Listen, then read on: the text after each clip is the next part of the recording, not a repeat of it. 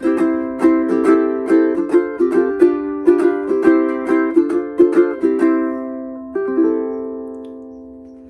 everyone, welcome back to Intermediate Ukulele with me, Matt Stead.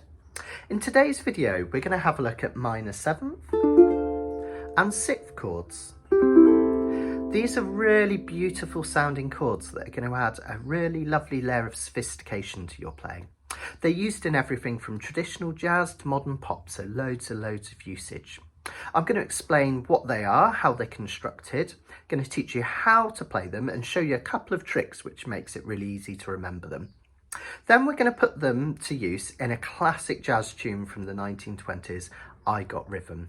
This was the big daddy of jazz tunes that influenced loads and loads of music that came afterwards. So let's have a look at what a minor 7th chord is and how it's built. Now this is building on some of the stuff we covered at the end of the beginner's course in my video on how to build chords. If you haven't watched that, I'll put a link in the description below the video. Just click on the arrow pointing downwards in the description and there will be a link there. And it's worth watching just to have a look at. But basically what we learned in that video is that chords are built from three main notes called a triad. A first, a third and a fifth in most instances. That just means three notes from a scale. Now, because we're going to build an A minor 7th chord and we're going to look at all different types of A chord, I've written out the A major scale along the top here. This is what we're going to use to build our chords. Notice that the A major scale has 3 sharps in it. You don't need to worry about that or remember it for now. Just know that that's the case. So in the video before, I taught you that a major chord was built by using the first, the third and the fifth scale degrees of a scale, a major scale. So an A major, otherwise just known as an A chord, is the first, an A, the third, a C sharp, and the fifth, the E. And we can actually see that in practice. Here's an A chord, an A major chord. Let's have a look at the notes. We've got an A, and that's this note here on the top. That's an A. We have a C sharp for the third. That's this note here. That's the C sharp because we have C, C sharp. So A, C sharp. We have a fifth, which is an E. Here's our E, no fingers at all on the E string. And because we've got 4 strings on our ukulele, we need to repeat a note. So generally when we play an A chord, we repeat another A by playing this bottom string nearest the floor open. So A, C sharp, E, and A makes an A major chord. And a minor chord, if you remember, is almost the same, only it has a flatted third. That means this note here, the third note in the scale, is flatted. And to flat a note, we either take its sharp away, or if it doesn't have one, we go flat. So a flatted C sharp is just a C note. So we take the sharp away, that gives us a C note. So an A minor chord is very similar to the major chord with one difference. We have the A here. Now here, instead of playing a C sharp, we have a C, which is no fingers at all. So A, C, and that is our flatted third. We've taken the sharp away. A, C, the rest is the same. We have an E. And because we've got 4 strings on our ukulele, we repeat an A minor. So A major, turn the C sharp into a C, we have an A minor.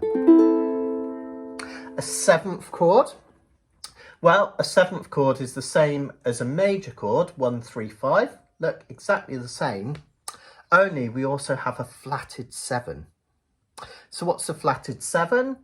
It just means the 7th note of the scale with the sharp taken away because we flatted it. So a flat 7 in this case would be a G rather than a G sharp.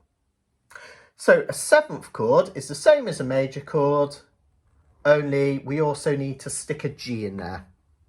So here's our A major chord, A, C sharp, E and A.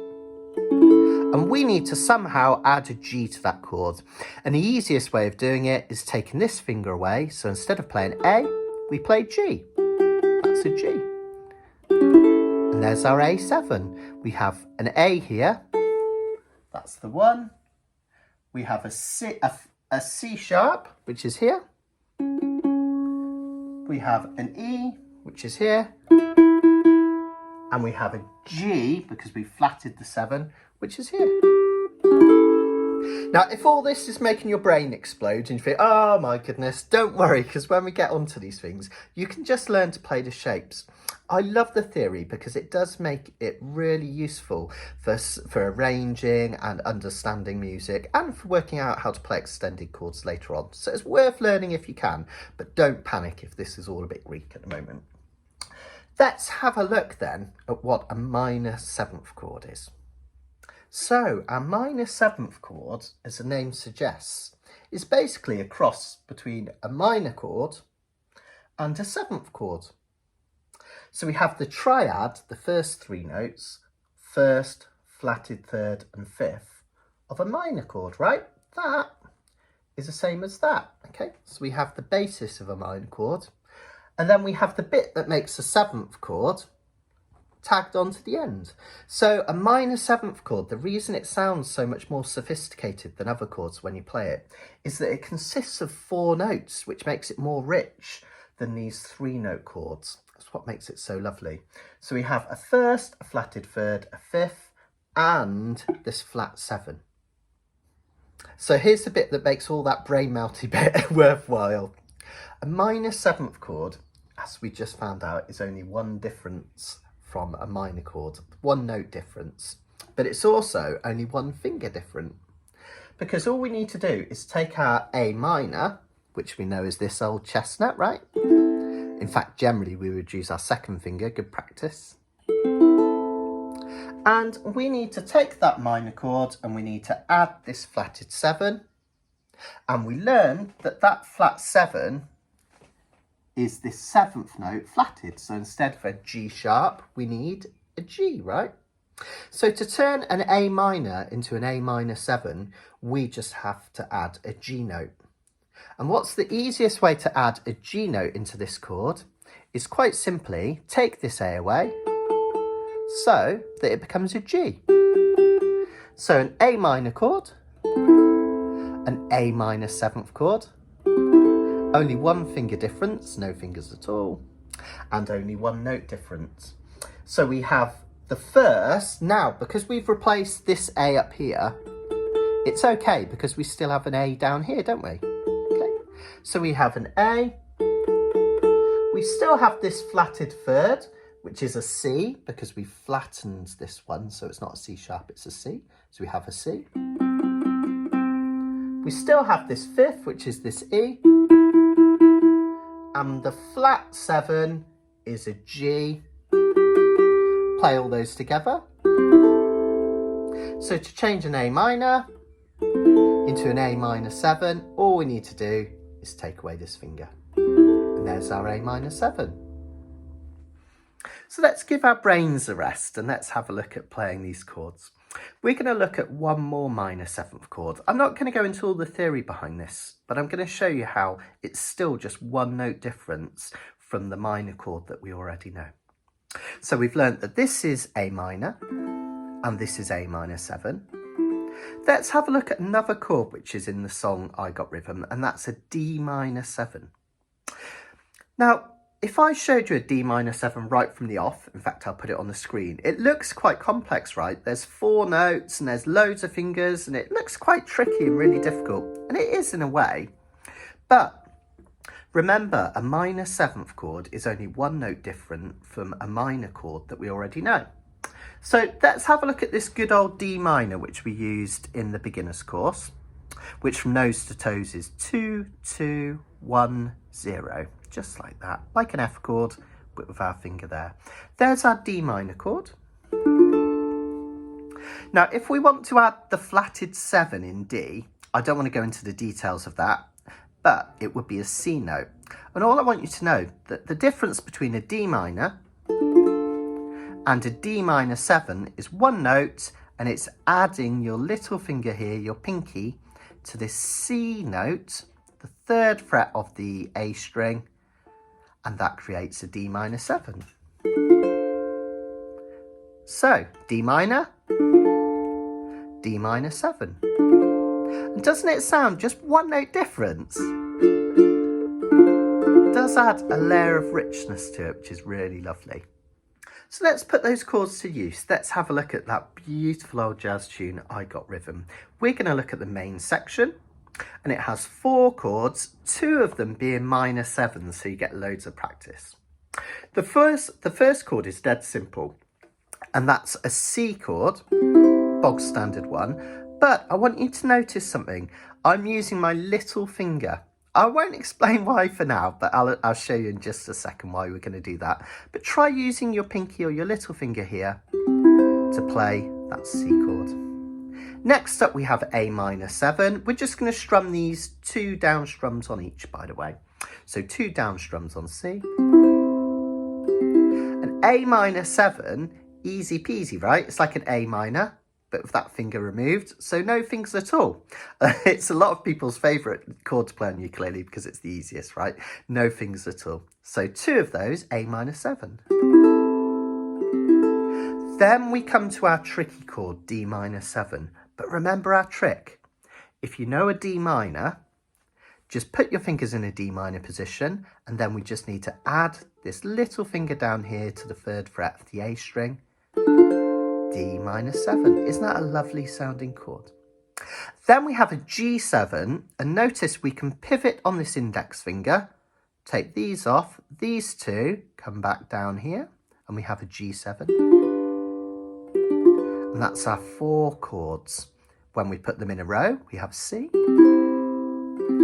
minor 7, D minor 7, pivot to the G7, and back to the C. Fantastic.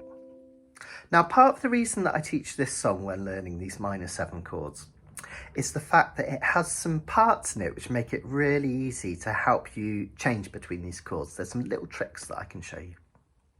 So, first of all, that little finger, we're going to use that to play the C. Now, when you play this A minor 7, don't waste it. Because there are no fingers at all, it gives you time to get these fingers roughly in position of a D minor 7, which is going to come next.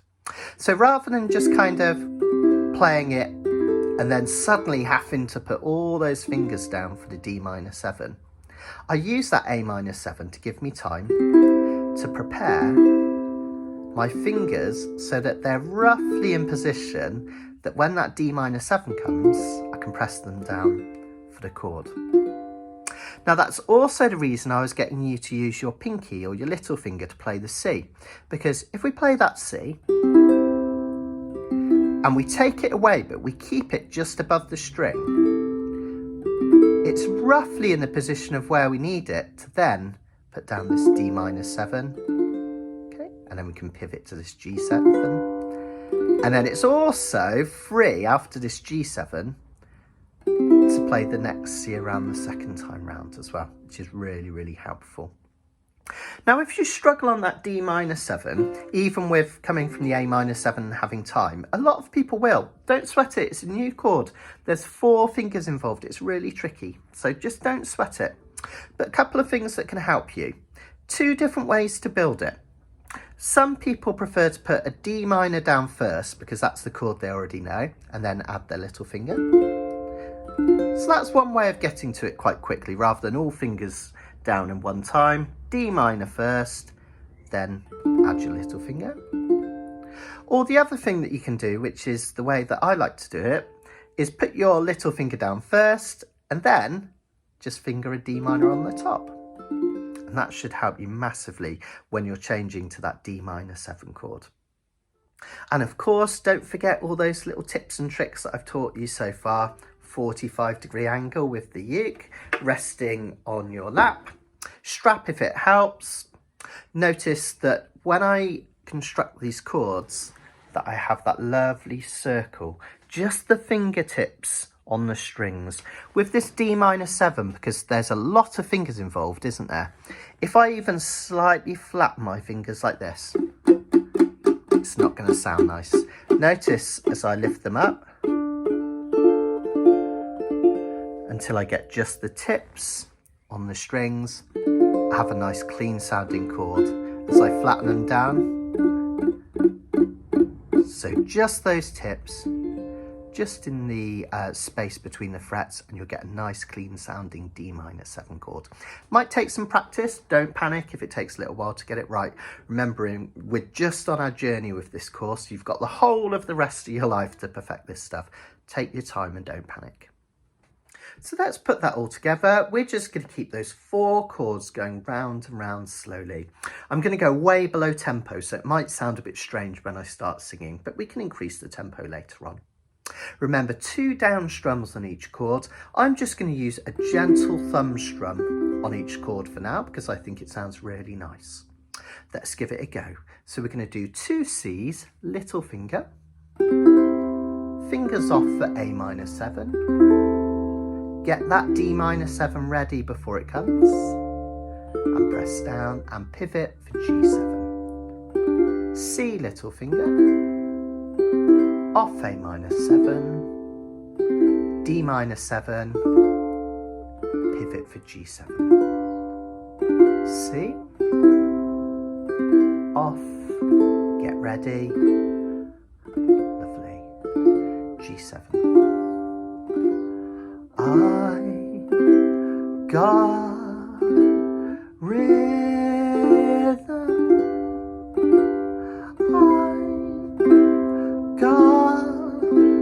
music, I got my man. Who could ask for anything more? Let's increase the tempo slightly. I got daisies in green pastures. That's good. I've got my man. Who could ask for anything more? Fantastic. Well done, everyone. Don't worry if you lost it a bit on that when we sped it up slightly, because it does get a little bit tricky there. You can rewind the video and try again.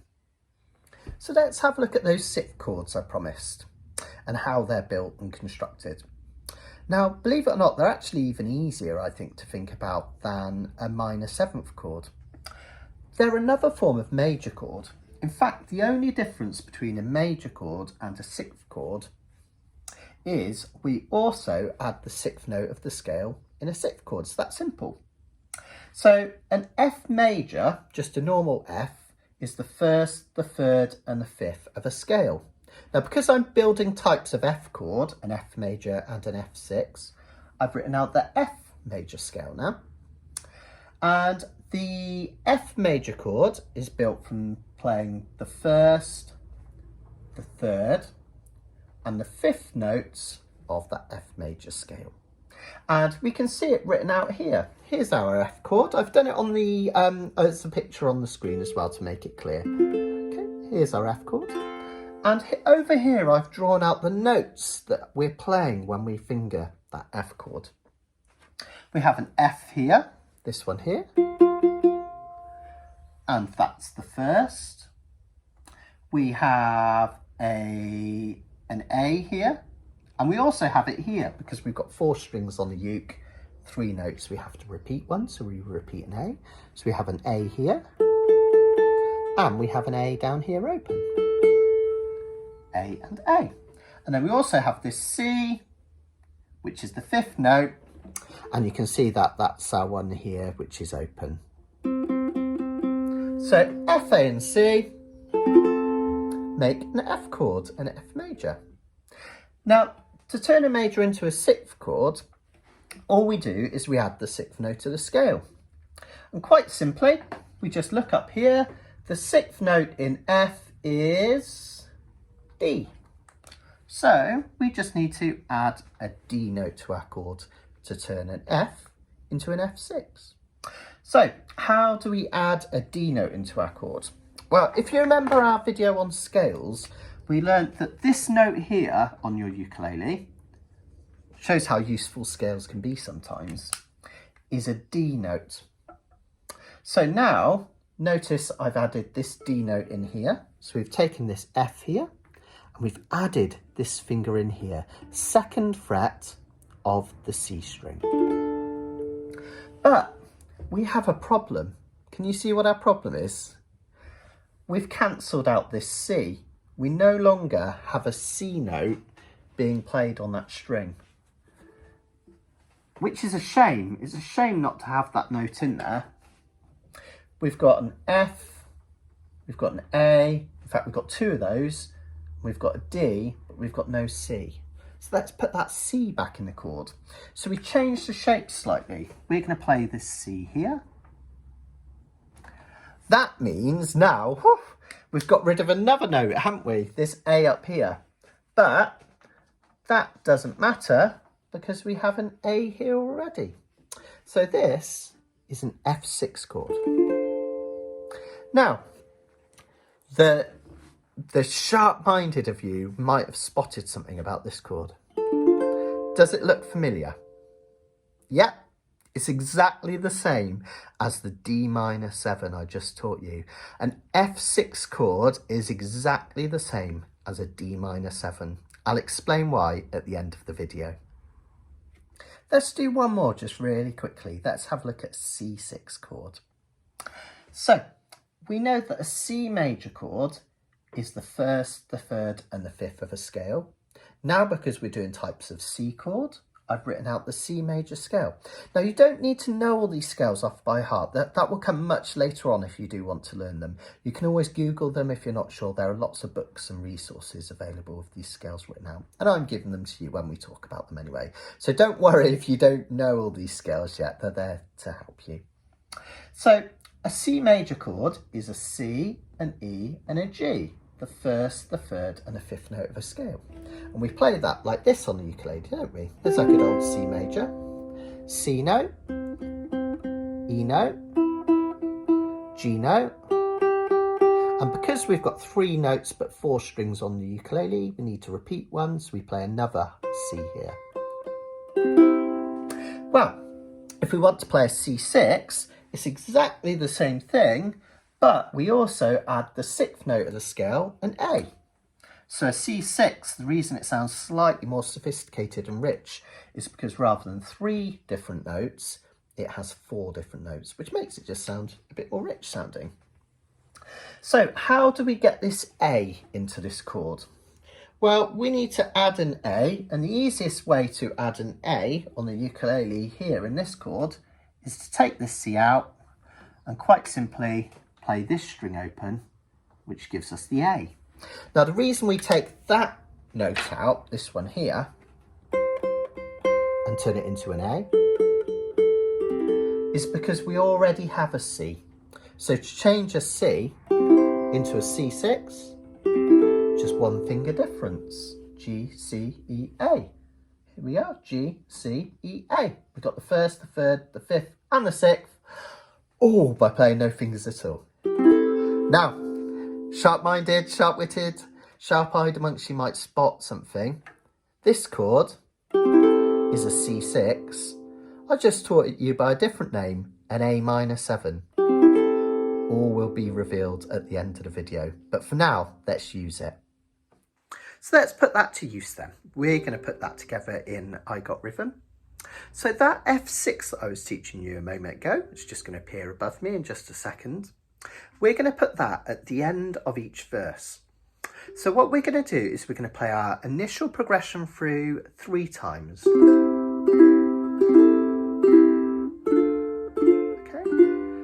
Our C, A minor 7, D minor 7, G7. One more time, 3rd time. And then we're going to play C, F6, and back to C. Again, notice that I use my little finger for the C, because then when I build this F6, which remember is the same as D minor 7, I can just add those fingers in and take them away. Okay. And that final C we're going to play for 4 beats. You'll soon see. So it's going to go 1, 2, 2 F6, 4 Cs. So C, A minor 7, D minor 7, G7 3 times, and then that little tag. 2, 3, 4 C. Fingers off. D minor 7, G7. That's once. We'll do it again. A minor 7, D minor 7, G7. That's twice. C, A minor 7, D minor 7, G7. Then our tag, C, F6, and C for 4. That's it. And that's our verses, round and round. I've simplified it slightly from Gershwin's version, but these core chords, this C, A minor 7, D minor 7, G7, I'm going to explain a lot more about it in later videos, but it's a really important foundation of modern music and you're going to use it for loads and loads of material. Now, this song also has a middle section which was equally as influential. In fact, I think you're going to recognise these chords. We have 8 E7s. 5, 6, 7, 8. 8 A7s. 5, 6, 7, 8. 8 lots of D7. Now you can play that as the Hawaiian D7 like this, or the barred D7. I don't mind, whichever you find easiest for now, but we have 8 of those. And then 8 G7s. And then we go back to another verse. Now you might recognise that's the chorus to 5 foot 2.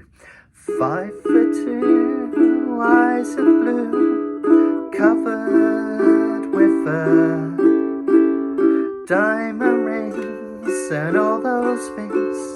Bet your life it isn't her. That's how influential this section by George Gershwin was. It was used, it was popularised by George Gershwin. We're not sure if he invented it or not, but he certainly popularised it. But it was used in tons of jazz and modern pop music since. So it's really, really influential. If you're into this thing, and I won't explain this now because I've already given you too much theory probably for the day, but that chord progression, E7, A7, D7, G7, is going backwards around the circle of fifths. We'll cover that in another video.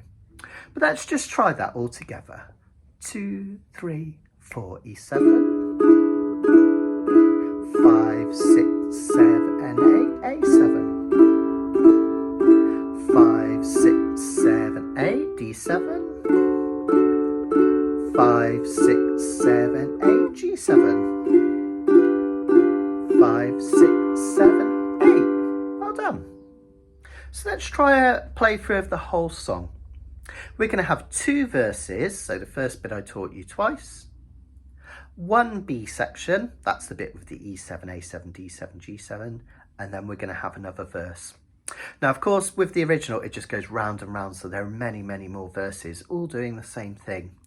Obviously a little bit of solo work, but we're going to keep it simple. 2 verses, B section, another verse.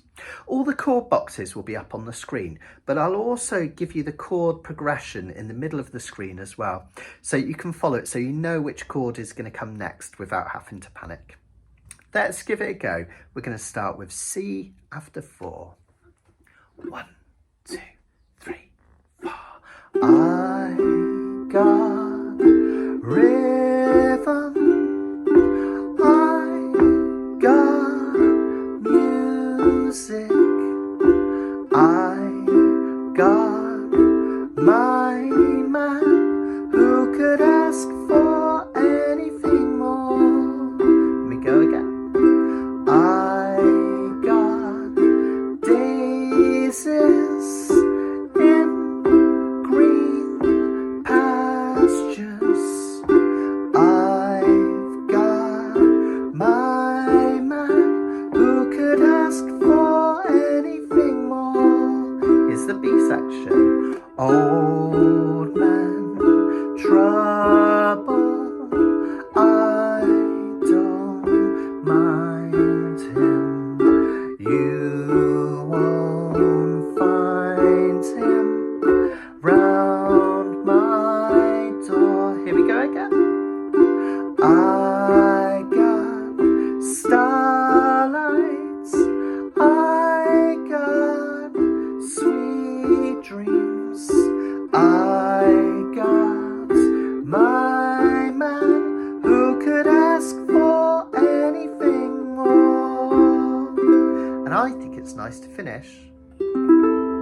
with a C6 right at the end, no fingers at all.